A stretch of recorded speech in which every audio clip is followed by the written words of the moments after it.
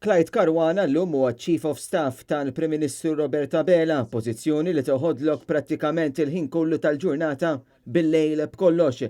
Iżda b'mod li ħadd ma jista' jifhem, Caruana tirnexxielu jokkupa rwol fl-istess ħin dak ta' Chairman mhux eżekuttiv ta' Jobs Plus li hija l-Aġenzija tal-Gvern li tieħu ħsieb ix-xogħol u l-vacancies. Kien is-sit The Shift News illi żvela kif Caruana, apparti l-paga ta' 50,000 euro fis-sena bħala Chief of Staff Kastilja, se jkun qiegħed idaħħal 14,000 euro oħra f'butu minn Jobs Plus.